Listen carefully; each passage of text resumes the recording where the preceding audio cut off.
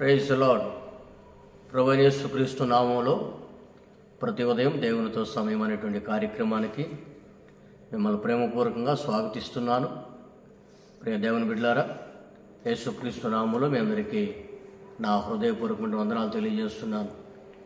పరిశుద్ధ బైబిల్ గ్రంథంలో నుండి 84వ కీర్తన 4వ వచనాన్ని నేను చదువుతాను. జాగ్రత్తగా మీరు ఆలకించండి. 84వ కీర్తన 4వ వచనం. నీ మందిరమందు నివసించు వారు ధన్యులు, వారు నిత్యము నిన్ను స్తుతించెదరు. విన్నారా ప్రియులారా? నీ మందిరమందు నివసించు వారు ధన్యులు, వారు నిత్యము నిన్ను స్తుతించెదరు. ఇక్కడ స్తుతించెదరు అనే దగ్గర సెలా అనే మాట దాగబడి ఉంది. సెలా అనే మాట రాయబడి ఉంది.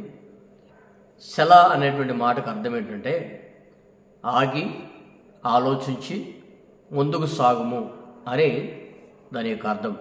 కీర్తన గ్రంథంలో ఎక్కడ సెలా అనే మాట దాగబడి ఉన్నా కూడా ఆ మాటకు ఉన్నటువంటి ఆంతర్యం ఏంటంటే దానికి ముందున్నటువంటి పదాన్ని గురించి ఒకసారి ఆగి ఆలోచించి ముందుకు కొనసాగమని దాని యొక్క ఆంతర్యం. ఇక్కడ నీ మందిరమందు నివసించు వారు ధన్యులు, వారు నిత్యము నిన్ను స్తుతించెదరు అంటున్నాడు. సెలా అంటున్నాడు. అంటే ఈ మాట దగ్గర మీరు కొంచెం ఆగి ఆలోచించి ఆ తర్వాత ముందడుగు వేయండి అని తెలియజేస్తున్నాడు. రే దేవుని బిడ్డలారా, మనం ఇక్కడ లేఖన భాగాన్ని కొంచెం జాగ్రత్తగా గమనించాలి. ఏమిటంటే నీ మందిరమందు నివసించువారు ధన్యులు. మందిరమందు నివసించువారే ధన్యులని ఎందుకు సెలవిస్తున్నాడు? మరి మీరు లేఖన భాగాన్ని కొంచెం జాగ్రత్తగా ఆలోచన చేయాలి. నీ మందిరమందు నివసించువారు ధన్యులు. ఎందుకు దేవుని మందిరంలో నివసించేటువంటి వారు ధన్యులు అని దేవుని వాక్యం తెలియజేస్తుంది అని మన పరిశుద్ధ గ్రంథంలో కొంచెం లోతుగా ధ్యానం చేస్తే కొన్ని ప్రాముఖ్యమైనటువంటి విషయాలు చాలా దాగబడి ఉన్నాయి. వాటిలో ప్రాముఖ్యంగా ఈ దినం 3 విషయాల గురించి నేను మీకు తెలియజేయాలని ఆశపడుతున్నాను. వాటిలో మొదటిది ఏమిటంటే 65వ కీర్తన 4వ వచనంలో ఒక మాట రాయబడి ఉంది. ఆ మాటను చదువుతాను. 65వ కీర్తన 4వ వచనం. నీ ఆవరణములో నివసించున్నట్లు నువ్వు ఏర్పరచుకొని చేర్చుకుని వాడు ధన్యుడు. నీ పరిశుద్ధాలయము చేత నీ మందిరంలోని మేలు చేత మేము తృప్తి పొందేదము. నీ పరిశుద్ధాలయంలోని నీ మందిరంలోని నీ మేలు చేత మేము తృప్తి పొందేదము. దేవుని మందిరంలో ఏముందంటే ఇక్కడ తృప్తి. దేవుని బిడ్డలారా, దేవుని మందిరానికి రోజున వస్తున్నటువంటి వారిలో అనేకుల జీవితాలలో సంతృప్తి అనేది లేకపోతుంది. సంతృప్తి అనేది లేకపోవటం వలన దేవుని మందిరానికి ఎందుకు వస్తున్నామో, ఎందుకు ఆరాధిస్తున్నామో కూడా తెలియనిటువంటి దౌర్భాగ్యం పరిస్థితుల్లో కొన్ని బ్రతుకుతూ ఉన్నాయి. అయితే ఇక్కడ భక్తులైనటువంటి దావీదు నీ మందిరంలో నివసిస్తున్నటువంటి నీ మందిరంలో ఉన్నటువంటి నీ మేలు చేత మేము తృప్తి పొందుతున్నామయ్యా అంటున్నాడు. ప్రియ దేవుని బిడ్డలారా, ఒక వ్యక్తి జీవితంలో ఒక మేలు అనేది తన జీవితాన్ని సంతృప్తిగా మారుస్తుంది. మన పరిశుద్ధ గ్రంథంలో ఒక సహోదరి జీవితాన్ని మనం చూస్తున్నాం కదా. దేవుని మందిరంలోకి వెళ్ళి కన్నీళ్లు కార్చి ప్రార్థన చేస్తుంది. ఎంతగా కన్నీళ్లు కారుస్తుందంటే ఆమె ఏడ్చి అలసిపోయి ఒక తాగుబోతు ఏ విధంగా అయితే మూలుగుతూ ఉంటాడో, ఒక త్రాగుబోతు ఏ విధంగా అయితే మూలుగుతుంటాడో, కైపు ఎక్కువైపోయి ఏ విధంగా మూలుగుతుంటాడో అలాంటి వేదనతో ఆమె ప్రార్థన చేస్తుంది. ఆమెకు ఉన్నటువంటి వేదనకు కారణం ఏంటంటే తనకు గర్భఫలం లేనటువంటి కారణం. గర్భఫలం లేకపోగా తన వైరి అయినటువంటి పెనిన్న, అంటే తన భర్త చేసుకున్న మొదటి భార్య అయినటువంటి పెనిన్న, ఆమె సూటిపోటి మాటలతో ఆమెని ఎత్తిపొడుకుని బట్టి ఆమె హృదయం పలు విధాలుగా గాయపరచబడుతుంది. దేవుని బిడ్డలారా, వాస్తవానికి ప్రస్తుత దినాల్లో ఏదైనా గర్భఫలం లేక ఎవరైనా ఒక సహోదరి ఉంటే ఆ గర్భఫలం లేనటువంటి సహోదరిని సమాజం అంతా కూడా ఎలా చూస్తుంది? ఒక నీచమైనటువంటి స్తూపుతో, ఒక గొడ్డుబోతు, గొడ్రాలు అనేటువంటి ఒక హేయమైనటువంటి పదములు వాడుతూ అటు ఆమె జీవితంలో సంతోషం లేకుండా ఉండేటట్లుగా నానా రకాలుగా మాట్లాడుతుంటారు. దేవుని బిడ్డలారా, ఈ రోజున అనేక మంది పిల్లలు లేనటువంటి వారి పరిస్థితిని నేను అక్కడక్కడ గమనిస్తూ వస్తున్నాను. వారి యొక్క ఆలోచనలు కానీ వారి యొక్క తలంపులు కానీ ఎలా ఉంటాయంటే, మేము బ్రతికి ఉండడం కంటే చనిపోవడం మేలయ్యా అని అనేక మంది పిల్లలు లేనటువంటి వారు వేదన. దేవుని బిడ్డలారా, అనేక మంది సహోదరులు నాకు ఫోన్ చేసి చెప్తుంటారు, అయ్యా మాకు గర్భఫలం లేదయ్యా, మా కోసం ప్రార్థన చేయ్యా అని. ప్రియమైన దేవుని బిడ్డలారా, మేమైతే ప్రార్థన చేస్తున్నాం, కానీ వారి జీవితంలో దేవుని కార్యం జరగడం లేదు. మరి ఎందుకు జరగడం లేదనేది దేవుని చిత్తము ఏమైందో, దేవుని ప్రణాళిక ఏమైందో.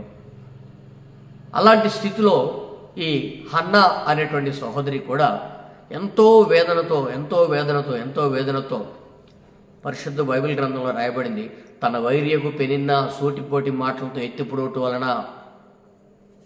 దేవుని బిడ్డలారా, ఆ పెనిన్న మాటలకు తట్టుకోలేక గొడ్డుబోతు గొడ్రాలు అని నీచమైనటువంటి మాటలు మాట్లాడుతుంటే తట్టుకోలేక హృదయ వేదనతో వచ్చి దేవుని మందిరంలోకి వచ్చి ప్రార్థన చేసి దేవుని మందిరంలో దేవుని సన్నిధిలో గోజాడుతుంది. అటువంటి పరిస్థితుల్లో దైవజనుడైనటువంటి ఏలి ఆమెను చూశాడు. మీదటికి ఈ సంవత్సరానికి వచ్చినప్పుడు నీ చేతిలో ఒక చక్కని కుమారుడు ఉంటాడమ్మా అని తెలియజేశాడు. సంతోషంగా వెళ్ళింది దేవుని మందిరంలోంచి. దేవుని బిడ్డలారా, సంతోషంగా వెళ్ళింది. తర్వాత సంవత్సరం తిరిగిన తర్వాత ఒక కుమారుని ఎత్తిపట్టుకొని వచ్చి 3 నెలల ప్రాయం ఉన్నప్పుడు, అయ్యా ఇదిగో గడిచిన సంవత్సరంలో నీవు సెలవిచ్చినటువంటి కుమారుడు నాకు పుడతాడని నీవు తెలియజేసినటువంటి కుమారుడు, ఇదిగో ఈ కుమారుడే అని చెప్పి దైవజనుడికి ఆ కుమారుని అప్పగించి సంతోషంతో ఆమె అక్కడి నుంచి వెళ్ళింది. ప్రియ దేవుని బిడ్డలారా, దేవుని మందిరంలో వచ్చిన తర్వాత ఆమె యొక్క మేలు హృదయం తృప్తిపరచబడి, మేలుతో ఆమె జీవితం తృప్తిపరచబడి సంతోషకారకంగా మార్చబడింది. ప్రియ దేవుని బిడ్డలారా, ఎందుకు అంటే దేవుని మందిరంలో కార్చిన కన్నీళ్లు. ఎందుకంటే దేవుని సన్నిధిలో మనం కార్చిన కన్నీళ్ళు ఎప్పుడు అర్థంగా పోవు. కన్నీటితో చేసిన ప్రార్థన దేవుడు సంతోషంతో అంగీకరిస్తాడు. కన్నీళ్లతో హన్నా ప్రార్థన చేసింది. ఆ ప్రార్థన వలన దేవుడు మందిరంలో ఉన్నటువంటి మేలు చేత ఆమె తృప్తిపరిచి బలపరిచి నడిపిస్తూ వెళ్ళాడు. ఈరోజు మన జీవితంలో కూడా తృప్తి అనేది లేకపోతే, మేలు అనేది నీ జీవితంలో లేకపోతే, ఆ మేలు కలుగుడు కొరకు నీవు దేవుని మందిరానికి రా. దేవుని మందిరంలో గోజాడు. దేవుని మందిరంలో కన్నీళ్లు గడిచి ప్రార్థన చేయి. దేవుడు నీ జీవితంలో గొప్ప మేలు చేసి నీ జీవితాన్ని నిశ్చయంగా నిలబెట్టగలుగుటకు ఆయన శక్తి కలిగినటువంటి దేవుడై ఉన్నాడనే విషయాన్ని నేను తెలియజేస్తున్నాను. ప్రియులారా, మరొక మాటను కూడా మనం చూద్దాం. అదే కీర్తనల గ్రంథం 36వ కీర్తన 8వ వచనంలో కూడా మరొక మాట రాయబడి ఉంటుంది. 36వ కీర్తన 8వ వచనాన్ని నేను చదువుతాను, మీరు జాగ్రత్తగా వినండి. నీ మందిరం యొక్క సమృద్ధి వలన వారు సంతృప్తి నొందుచున్నారు, నీ ఆనంద ప్రవాహంలోనిది నీవు వారికి త్రాగించున్నావు. ఇక్కడ ఏం రాయబడింది విన్నారా? నీ మందిరం యొక్క సమృద్ధి వలన వారు సంతృప్తి నొందుచున్నారట. అని ఇక్కడ దేవుని మందిరంలో ఏముంది? సమృద్ధి ఉంది. ప్రియ దేవుని బిడ్డలారా, ఈ రోజున మన యొక్క వ్యక్తిగత జీవితాలలో సమృద్ధి అనేది మనకు చాలా అవసరం. ఏ వ్యక్తి కూడా కరువుతో అల్లాడాలని, ఆకలితో అలమటించాలని ఏ వ్యక్తి కూడా ఆలోచన చేయరు. కానీ మన యొక్క వ్యక్తిగత జీవితాలు ఈ రోజున ఆశీర్వాదం లేకపోవడానికి కారణం ఏంటి, సమృద్ధి లేకపోవడానికి కారణం ఏంటి అని మనం గమనిస్తే మనం జీవిస్తున్నటువంటి జీవన విధానమే. ప్రియ దేవుని బిడ్డలారా, ఆ దినాలలో మనం గమనించినట్లయితే సొలొమోను దేవుని మందిరం కడుతున్నప్పుడు దేవుని మందిరానికి అనేక వస్తువులు జనులందరూ సమకూర్చి పెడుతుంటే జనులందరూ కూడా విస్తారమైనటువంటి గుప్పెళ్ళు విప్పి దేవుని మందిరానికి తీసుకొని వచ్చి దేవుని మందిరం నిమిత్తం మేము దేవునికి ఇస్తున్నామని చెప్పేసి దేవుని మందిరం కొరకు ఘనమైనటువంటి కార్యం చేయుట కొరకు దేవుని యొక్క సేవ కొరకు విస్తారమైన గుప్పెళ్ళు విప్పారు. ప్రియ దేవుని బిడ్డలారా, మనం గమనించినట్లయితే ఆ దినాలలో ఇంకా చాలును అన్నంతగా దేవుని మందిరానికి విస్తారమైనటువంటి సంపదను తీసుకొని వచ్చారంట. ఆ సంపద వలన దేవుని మందిరం సమృద్ధితో నింపబడి, దేవుని మందిరంలో సమృద్ధి అయినటువంటి ఆశీర్వాదంతో నింపబడి ఇక దేవుని మందిరం విస్తారముగా బలమైనటువంటి ఆశీర్వాదకరంగా దేవుని మందిరం కాపాడుతూ వచ్చింది, ఆశీర్వదించబడుతూ వచ్చింది. ప్రియ దేవుని బిడ్డలారా, ఆది అపోస్తుల కాలంలో కూడా అపోస్తుల పరిచర్య కొరకు అననీయ సప్పీరైనటువంటి వారు మరి దేవుని కొరకు అపోస్తులందరి పరిచర్య కొరకు అక్కడ ఉన్నటువంటి ప్రజలందరూ కూడా విస్తారంగా ఇస్తూ ఉంటే అననీయ సప్పీరు మాత్రం దాచిపెట్టుకొని అబద్ధమాడి నాశనాన్ని కొని తెచ్చుకొని పెట్టుకున్నారు. మరి ఈ రోజున దేవుని మందిరంలో ఉన్నటువంటి సమృద్ధిని అనుభవించలేకపోవడానికి కారణం ఏమిటి అంటే, ఒకవేళ అననీయ సప్పీరా లాంటి స్వభావం నీళ్ళేమైనా దాగబడి ఉందేమో. అననీయ సప్పీరా లాంటి స్వభావం నీళ్ళేమైనా దాగబడి ఉంటే నీవు దేవుని సమృద్ధిని అనుభవించలేవు. గుప్పిళ్ళు విప్పాలని ఉంటుంది, కానీ సప్పీరా లాంటి మనసు నీకు అడ్డుకుంటుంది. గుప్పిళ్ళు విప్పాలని ఉంటుంది, అననీయ లాంటి భక్తులు నీకు అడ్డుపడుతున్నారేమో. ఆలోచన చేసుకో. నీవు దేవుని సమృద్ధిని అనుభవించాలి, అది దేవుని ప్రణాళిక. దేవుని మందిరంలో సమృద్ధి అయినటువంటి ఆశీర్వాదంతో నీవు అనుభవించాలి. ఆ సమృద్ధి నీ జీవితంలో అనుభవించాలంటే నీవు దేవుని మందిరంలో గుప్పులు ఇప్పగలిగేటట్లుగా నీ జీవితాన్ని నువ్వు నిలబెట్టగలగాలి. అలాగా దేవుని సన్నిధిలో ఎప్పుడు కూడా నిండైనటువంటి ఆశీర్వాదంతో నువ్వు దీవెనికరంగా ఉంటావు ప్రియ దేవుని బిడ్డలు, ఏ కొరత లేకుండా. అందుకనే ప్రతి జీవి కోరిక ఆయన గుప్పులు విప్పి సమృద్ధిగా ఆయన తీరుస్తున్నాడట దేవుని. ఎందుకని అంటే దేవుని మందిరంలో సమృద్ధి అయినటువంటి ఆశీర్వాదం దాగబడింది. ఆ సమృద్ధి అయినటువంటి ఆశీర్వాదం నీవు, నీ పిల్లలు, నీ కుటుంబం అంతా అనుభవించాలని దేవుని యొక్క ప్రణాళిక.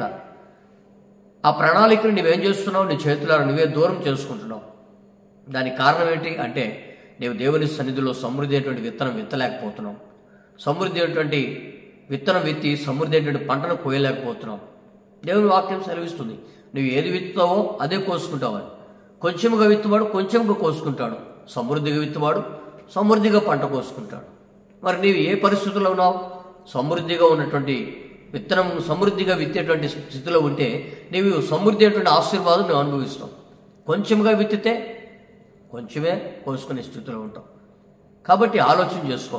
ఆనాడు సొలొమోను దేవుని మందిరాన్ని కడుతున్నప్పుడు ఇశ్రాయేలు అందరూ కూడా సమృద్ధి అయినటువంటి కానుకలు తీసుకొని వచ్చి దేవుని మందిరం కట్టుట కొరకు వాళ్ళ చరస్థిరాస్తులన్నింటినీ కూడా అమ్మి దేవునికి ఇస్తూ వచ్చారు. ఇక చాలు అనేంత వరకు దేవుని మందిరం కోసం తమ గుప్పిళ్ళు విప్పగలిగారు. ప్రియ దేవుని బిడ్డలారా, అటువంటి సమృద్ధి అయినటువంటి ఆశీర్వాదం దేవుని మందిరం ఉన్నప్పుడు దేవుని ఆశీర్వాదం నీ జీవితంలో ఎందుకని నిలబడి చేయటం లేదు అంటే, మొదటిగా నీవు విత్తట్లేదు కనుక నీవు సమృద్ధి అయినటువంటి పంటను కోయలేకపోతున్నావు. ప్రియ దేవుని బిడ్డలారా, ఆలోచన చేయండి దినారా. సమృద్ధి అయినటువంటి దేవుని యొక్క ఆశీర్వాదం నీకు కలగాలంటే మొదటిగా నీవు సమృద్ధిగా విత్తడం నేర్చుకో. సమృద్ధిగా విత్తడం నీవు నేర్చుకొని ఆ తర్వాత అనేకులకి నేర్పించి నీ జీవితాన్ని ఒక ఆదర్శప్రాయంగా దేవుని కొరకు నిలబెట్టు. అప్పుడు సమృద్ధి అయినటువంటి పంటను నువ్వు కోసుకుంటావు. ప్రియ దేవుని బిడ్డలారా, ఒక ఆత్మ నీవు దేవుని మందిరానికి నడిపించావనుకో, ఆ ఆత్మను బట్టి పరలోకంలో దేవునికి ఘనత, నీ ఎడల ఒక విశ్వాసము, నీ ఎడల ఒక సద్భావన, సద్భక్తి దేవుని ఎడల కనపరుచుకున్నటువంటి సాధనంగా నీవు ఉంటావు. దేవునికి సాక్షి సమూహంగా నీవు నడిపించబడిన జనాంగం ఉంటారు. కాబట్టి విత్తడం మాత్రమే కాదు, అనేకులను దేవుని సన్నిధికి నడిపించడానికి కూడా ఒక ఆశీర్వాదకారకులుగా నువ్వు మార్చబడు. అలాగా నీవు దేవుని యొక్క సన్నిధిలో సమృద్ధి అయినటువంటి పంటను కోయాలంటే సమృద్ధిగా నీవు విత్తడం నేర్చుకో. అది ఆర్థికంగానైనా, ఆధ్యాత్మికంగానైనా, లేకపోతే వస్తు రూపంగానైనా, అది ఎలాగైనా సరే దేవుని సన్నిధిలో నీవు సమృద్ధిగా విత్తనం నేర్చుకుంటే సమృద్ధి అయినటువంటి పంటను కోసుకుంటావు. దేవుని బిడ్డలారా, అలాగే ఆలోచన చేయండి. ఇక మూడవదిగా నేను చెప్పేది ఏంటంటే, యెషయా ప్రవచన గ్రంథం 56వ అధ్యాయం 7వ వచనంలో ఒక మాట రాయబడింది ఏంటంటే, నా ప్రార్థనా మందిరంలో వారిని ఆనందింపజేస్తుందను అంటున్నాడు. ఎక్కడ ఆనందింపజేస్తారంట? దేవుని బిడ్డలారా, ఈ రోజున సామాన్యమైనటువంటి జనులకు, అనేకమైనటువంటి జనులకు ఆనందం ఎక్కడ దొరుకుతుంది అంటే, అల్పకాల పాపభోగములు ఎందుకు ఆనందిస్తుంటారు. టీవీలు చూడటం ద్వారానో, సినిమాలు చూడటం ద్వారానో, లేకపోతే ఈ లోకంలో ఉన్నటువంటి నటించడం ద్వారానో, లేకపోతే ఈ లోకపు సౌందర్యంలో, లోకంలో ఉన్నటువంటి కట్టడాలను చూసి, లోకంలో ఉన్నటువంటి వింత వింత పోకడలను చూసి సంతోషం అనేది, ఆనందం అనేది కలుగుతుంటుంది. కానీ దేవుని మందిరంలో కలిగేటువంటి ఆనందం శాశ్వతమైనది. అది ఎవరు కూడా తీసివేయలేరు. ఆ ఆనందాన్ని ఎవరు కూడా కొట్టివేయలేరు. దేవుని బిడ్డలారా, ఆ ఆనందం నీకు కావాలంటే, దేవుని మందిరంలో ఉంటుండే ఆనందం నీకు కావాలంటే నీవు దేవుని మందిరంలో కట్టుటకు పూనుకోను. దేవుని బిడ్డలారా, పరిశుద్ధ బైబిల్ గ్రంథంలో ఎజ్రా, నెహెమ్యా వీళ్ళందరూ కూడా దేవుని మందిరం కట్టుటకు పూనుకున్నారట. దేవుని మందిరం కట్టుటకు పూనుకొని రాజు దగ్గర మనవి చేయటానికి వాళ్ళు భయపడుతున్నప్పుడు రాజు వాళ్ళ ముఖాల్లో ఉన్నటువంటి విచారాన్ని గమనించి, రాజు మీకేం కావాలంటే మా దేవుని మందిరాన్ని మేము తిరిగి కట్టుకుంటామన్నప్పుడు ఆ రాజు అనుమతించినప్పుడు, ప్రియ దేవుని బిడ్డలారా, ఆ రాజు కాలంలో సమస్తం సమృద్ధిగా సమకూర్చి ఆ రాజు ఎజ్రా, నెహెమ్యా కాలంలో యెరూషలేము దేవాలయం కట్టబడినప్పుడు వారి జీవితంలో కలిగినటువంటి ఆనందం మామూలు ఆనందం కాదు. అధికమైనటువంటి సంతోషం వారి జీవితంలో దేవుడు కలగజేసి, అది వరకు ఎన్నడూ చూడనటువంటి సంతోషం, మా దేవుని మందిరాన్ని మేము ప్రతిష్ఠిస్తున్నాము, మా దేవుని మందిరం మేము కట్టుటకు దేవుడు మాకు అధికారం దయచేశారని ఎజ్రా, నెహెమ్యా భక్తులు ఎందరో సంతోషంతో దేవుని మందిరంలో ఆనందించి నాట్యం వేసి దేవుని సన్నిధిని గణపరిచారు. ఆ ఆనందం నీకెందుకు కలగడం లేదు ఈనానా అంటే, దేవుని మందిరం కట్టడానికి పూనుకోలేనటువంటి దౌర్భాగ్య స్థితిలో నీ జీవితం నిలబడి ఉంది కనుక, ప్రియ దేవుని బిడ్డ, ఈరోజు నువ్వు ఆలోచించేయి. ఆ ఆనందం నీకు కావాలంటే దేవుని మందిరంలోకి రా. దేవుని మందిరంలోకి వచ్చి దేవుని మందిరంలో ఆనందం నాకు కావాలయ్యా అని దేవుని మందిరంలో దేవుని అడుగు. దేవుడు నీకు సమృద్ధి అంటే ఆనందం దయచేస్తాడు. సమృద్ధి ఏంటంటే ఆనందం ఇచ్చి, సమృద్ధి ఏంటంటే ఆశీర్వాదం ఇచ్చి, మేలుతో నీ జీవితాన్ని తృప్తిపరిచి గణపరచుటకు ఆయన శక్తి కలిగినటువంటి వాడు. ప్రియ దేవుని బిడ్డ, దేవుని మందిరంలోకి వచ్చి నువ్వు ఎందుకు ఆనందించలేకపోతున్నావు అంటే, ఈ లోక ఐహిక విచారాలు నీ జీవితాన్ని నాశనం చేస్తున్నాయి. ఈ లోక సంబంధమైనటువంటి వ్యామోహపు అనుభవాలు, ఈ లోక సంబంధమైనటువంటి అపవిత్రమైనటువంటి కార్యాలు నీ జీవితాన్ని నాశనం చేస్తుంటే దేవుని సన్నిధిలో ఉన్నటువంటి ఆ సంతోషం, ఆనందం నీకు ఎలా వస్తుంది? ఆ సంతోషం, ఆనందం నీవు అనుభవించలేనటువంటి పరిస్థితుల్లో నువ్వు నిలబడిపోతున్నావు. చేతగా నిస్సహాయులాగా మిగిలిపోతున్నావు. ఆలోచించేయండి ఈ దినాల. ప్రియ దేవుని బిడ్డ, ఆ ఆనందం, ఆ సంతోషం నీకు కావాలంటే యెహోవా మందిరంలో కట్టుటకు పూనుకుందాం రండని చెప్పుకొనిన వారులారా, మీ దేవుడని యెహోవా మందిరం ద్వారా మీకు సంతోషం కలుగుతుంది అనేటువంటి విషయాన్ని దేవుడు తెలియజేస్తున్నాడు. ప్రియులారా, ఆలోచించేద్దాం. దేవుని మందిరంలో మేలు నీకు కలగాలి. దేవుని మందిరంలో సమృద్ధి నువ్వు పొందుకోవాలి. దేవుని మందిరంలో నీవు ఆనందించబడాలి. ఆ ఆనందం, ఆ సంతోషం నీ జీవితంలో సర్వకాలం ఉండాలి.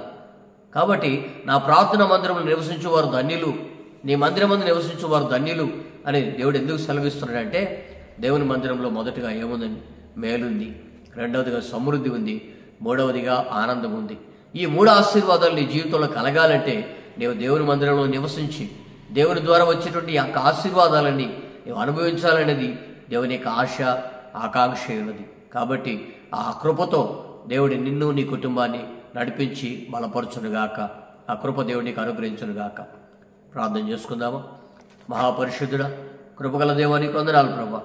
నీ మందిరం మందు నివసించు వారు ధన్యులు అని మీ లేఖనం సెలవిస్తుంది. అవునయ్యా, ఎందుకు నీ మందిరం నివసించు వారు ధన్యులు అని సెలవిస్తున్నారంటే, నీ మందిరంలో మేలు ఉందని, నీ మందిరంలో సర్వసమృద్ధి ఉందని, నీ మందిరంలో ఆనందం ఉందనేటువంటి విషయాన్ని మీరు మాకు తెలియజేశారు. ఆ మేలు, ఆ సమృద్ధి, ఆ ఆనందం తండ్రి మేమంతా కూడా నిశ్చయంగా అనుభవించాలనేదే మా యొక్క ఆశ, ఆకాంక్ష. తండ్రి, మా యొక్క ఆకాంక్షను మీరు నెరవేర్చి నీ మందిరంలో తండ్రి మరి నిత్యము నివసించి నీ ద్వారా కలిగేటువంటి మేలులు మేము అనుభవించాలని, నీ ద్వారా కలిగేటువంటి సమృద్ధి మేము నిత్యం అనుభవించాలని, నీ ద్వారా కలిగేటువంటి ఆనందం మేము పాల్గొంపులు పంచుకోవాలనేటువంటి ఆశతో, ఆకాంక్షతో మేము నడిపించబడుతుండగా మీ కృప ద్వారా మాకు ఆ సహాయం అనుగ్రహించి మమ్మల్ని నడిపించమని, మీ సర్వదీవులతో మమ్మల్ని నింపి వర్ధిల్ల చేయమని, ఈ ఉదయకాలం దీవులతో మమ్మల్ని దీవించి తృప్తిపరిచి నడిపించమని, మహిమ ఘనత ప్రభావాలు పొందుకోమని మీ ఘనమైన కృపలస్తానికి మా జీవితాలను అప్పగిస్తూ యేసు నామమున అడిగి వేడుకొనుచున్నాము తండ్రి.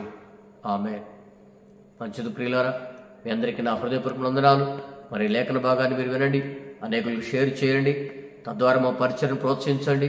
మీ ప్రార్థన అవసరాలు ఏమైనా ఉంటే స్క్రీన్ మీద కనపడుతున్నటువంటి ఫోన్ నెంబర్లకి మీ ప్రార్థన అవసరాలు తెలియజేయగలరని ప్రేమతో తెలియజేస్తూ ఈ మాటలు ముగిస్తున్నాను. సెలవు తీసుకుందాం.